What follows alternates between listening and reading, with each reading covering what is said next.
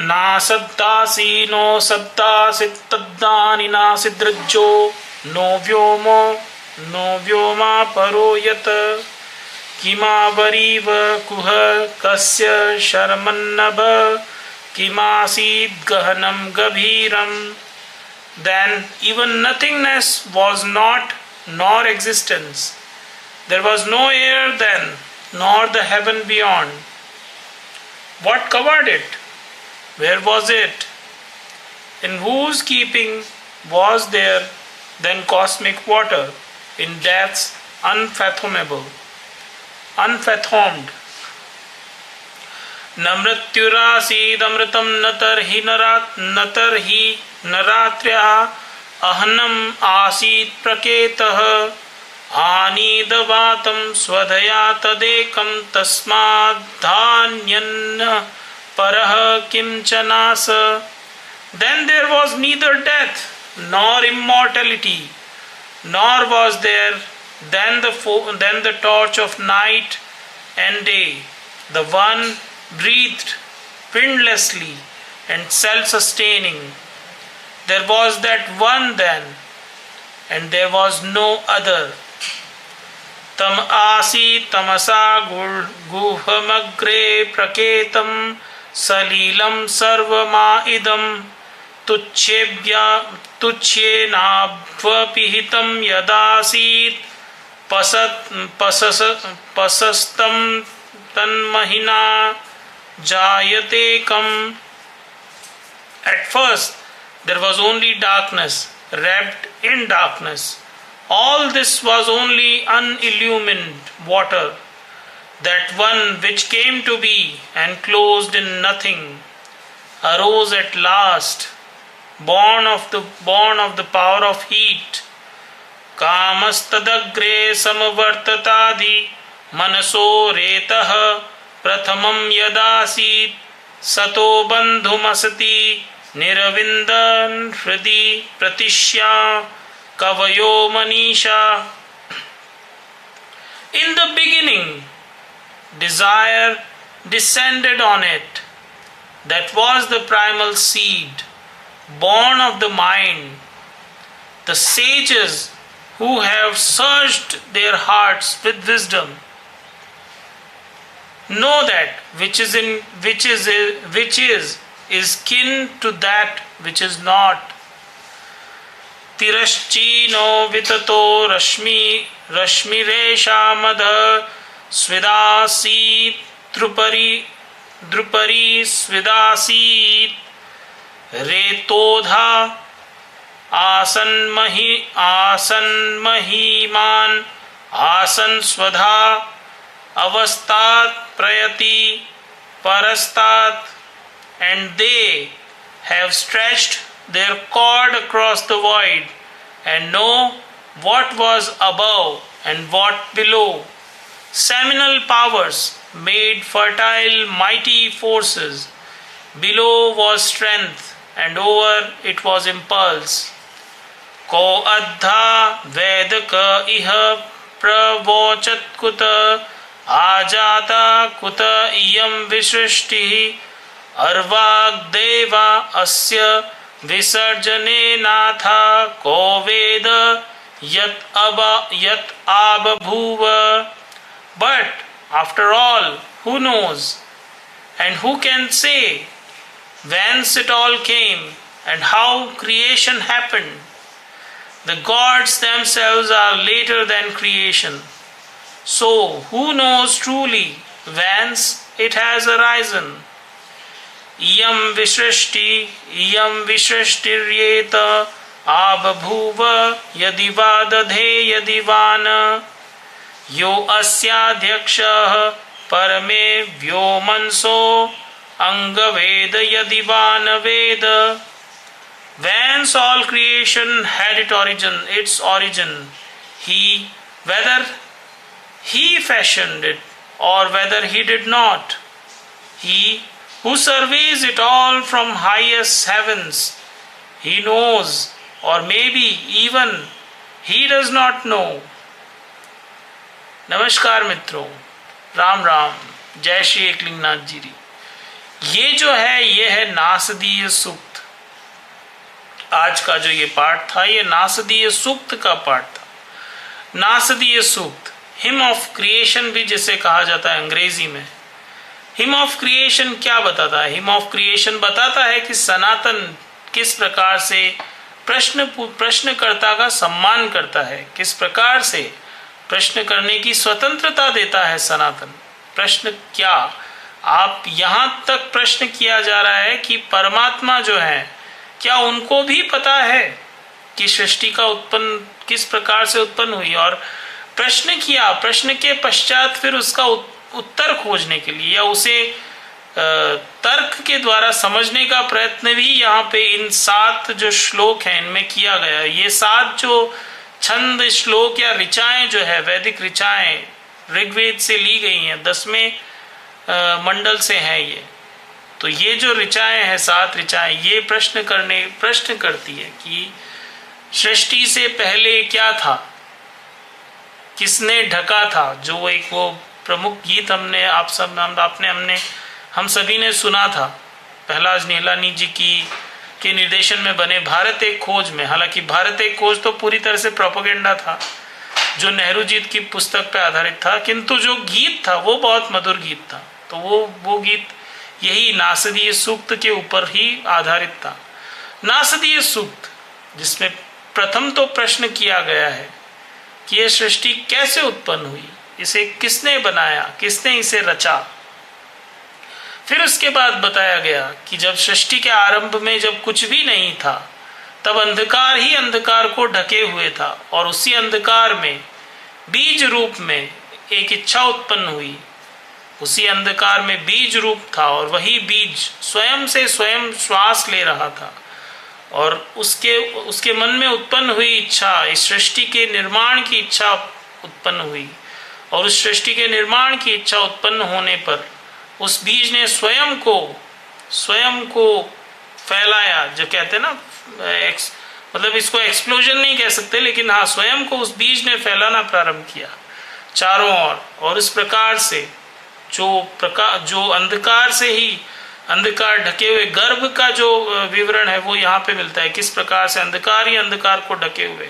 और ब्रह्मांडीय जल, पूरी सृष्टि को, या कहते हैं ना कि यूनिवर्सल, पूरे यूनिवर्स को जल के रूप में, समुद्र के रूप में देखा गया है, पूरे यूनिवर्स को, पूरे ब्रह्मांड को। अब आप देखिए कि कितने गूढ़ बातें यहाँ पे की गई है। पूरी सृष्टि को जल के रूप में देखा गया और उसी जल के अंदर ये सब हो रहा है। तो अब जब लोग तर्क करते हैं, जब इसे मेटाफिजिकल लेवल पे जब सोचने के भूल करते हैं, जो हमारी सनातन की जो कहानियां हैं उनको, तो फिर इस प्रकार की बातें आती है और फिर निरुत्तर हमारे जो लोग हैं वो निरुत्तर हो जाते हैं ये कहने पे कि भाई ये तो कोई बकवास है या इस प्रकार की बातें। जबकि साइंस आज का जो साइंस है वो इन चीजों पे, इन ऋचाओं पे अध्ययन करके यहाँ तक पहुंचा है। बिग बैंग थ्योरी, उन लोगों ने बिग बैंग थ्योरी दी जो कि एक्चुअल में नासदीय सूक्त का ही ट्रांसलेशन हम कह सकते हैं, जो कि नासदीय सूक्त ऋग्वेद के समय में, ऋग्वेद सृष्टि की या जो पृथ्वी की पहली जो पुस्तक जो मानी जाती है वो ऋग्वेद को माना जाता है, उसमें ये चीज लिखी हुई थी, नासदीय सूक्त उसमें लिखा हुआ था। अब आप सोचिए, जब वहां से जो प्रारंभ हुआ, जो पहले पूरा वर्णन किया गया किस प्रकार से ये सब ढका हुआ था, अंधकार ही अंधकार को ढके हुए उस जल में था। वो जल क्या था? वो ब्रह्मांडीय जल। ब्रह्मांडीय जल का मतलब पूरा जो अंतरिक्ष है, इसे जल के समुद्र के रूप में इसे वर्णित किया गया है कि ये पूरा जो ब्रह्मांड है, ब्रह्मांड में जो आकाश गंगा है, जितनी भी गैलेक्सीज है, सारी गैलेक्सीज को एक जल के रूप में, जल के अथाह समुद्र के रूप में परिभाषित किया गया है। और उसी जल में फिर ये इच्छा उत्पन्न हुई। उसी जल में एक अणु था, उस अणु में ये इच्छा उत्पन्न हुई। ये संभवतः कहा जाता है कि जब पिछला कल्प था, जब वो पिछला कल्प खत्म हुआ, समाप्त हुआ, उसके पश्चात पूर्ण अंधकार छा गया। और उस अंधकार से पहले, उस सृष्टि से पहले, उस प्रलय से पहले का जो सृष्टि थी, वहां के जो विचार थे, वहां के जो काम था, वो उत्पन्न हुआ। और वो जो इच्छाएं थी, वो इस अणु में भी थी और इसी अणु ने उसको पुनः प्रस्फुटित किया। वो सृष्टि का आरंभ वहां से हुआ। इस प्रकार से ये पूरी नासदीय सूक्त कहता है, बताता है कि किस प्रकार से परमाणु में विस्फोट हुआ और उसी विस्फोट से धीरे धीरे करके ये सृष्टि फैल रही है। ये जो एक्सपेंशन वाली थ्योरी है जो साइंस में भी मानी जाती है, वो नासदीय सूक्त में किस प्रकार से एक एक श्लोक में हमने आपको आज बताई कि नासदीय सूक्त में एक बार पुनः हिंदी में आपके लिए इसे पढ़ देता हूं। तब शून्य भी नहीं था, अस्तित्व भी नहीं, तब वायु भी नहीं थी, उसके पार स्वर्ग भी नहीं था। इसे क्या कवर किया गया, जहां यह था, तब किसकी देख रेख में, अथवा गहराई में ब्रह्मांडीय जल था। तब न तो मृत्यु थी, न अमरता थी, और न ही रात और दिन की मशाल थी। एक ने बिना हवा के और आत्मनिर्भरता से सांस ली। तब वही एक था, दूसरा कोई नहीं था। आरंभ में केवल अंधकार ही अंधकार में लिपटा हुआ था। यह सब केवल अप्रकाशित जल था। वह एक जो अस्तित्व में आया, शून्य में समाहित होकर अंत में ऊष्मा की शक्ति से उत्पन्न हुआ। आरंभ में उस पर इच्छा अवतरित हुई। वह मन से उत्पन्न आदि बीज था। जिन ऋषियों ने ज्ञान से अपने हृदय का अध्ययन किया है, वे जानते हैं कि जो है वह जो नहीं है, उससे सगा है, उसका बंधु है। और उन्होंने शून्य में अपनी डोरी फैलाई और जानते हैं कि ऊपर क्या है, नीचे क्या है। मौलिक शक्तियों ने उपजाऊ ताकतवर ताकतें बना दी। नीचे शक्ति थी और ऊपर आवेग था।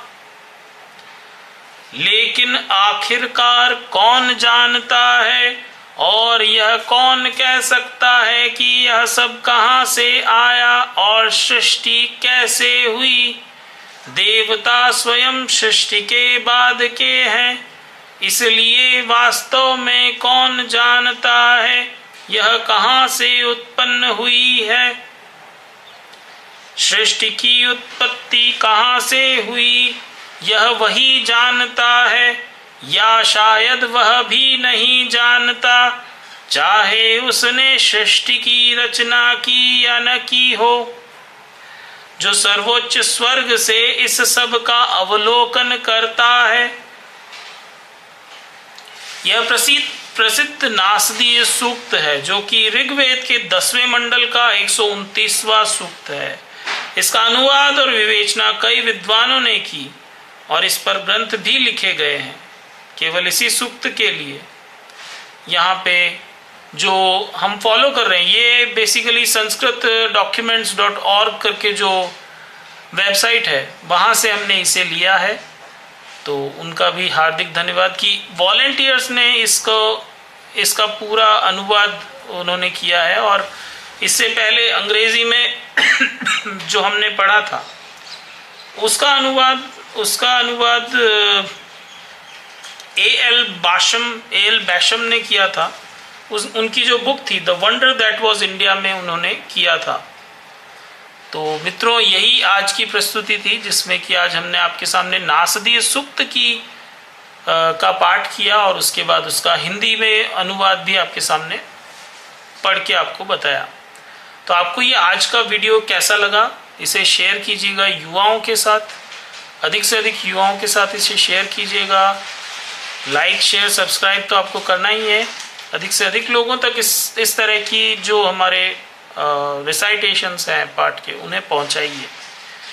अब वो समय आ गया है जब हमें अपने वेदों की ओर लौटना होगा। अब वो समय आ गया है जब हमें अपने मोरल्स को पुनः स्थापित करना होगा उन लेवल्स पे जहाँ पे ये कभी हुआ करते थे, जिसके कारण से सारी जो सृष्टि है वो भारत की ओर देखती थी। तो वो यही सब थे जिनके लिए पूरा विश्व भारत की ओर देखता था। तो यही एक प्रस्तुति थी। इसी के साथ आज का इस सत्र आपको कैसा लगा हमें अवश्य बताइएगा, अपना फीडबैक कमेंट सेक्शन में देके बताइएगा। जय श्री कृष्णा, जय श्री राम, हर हर महादेव, जय श्री एकलिंगजीरी, भारत माता की जय, जय हिंद, वंदे मातरम।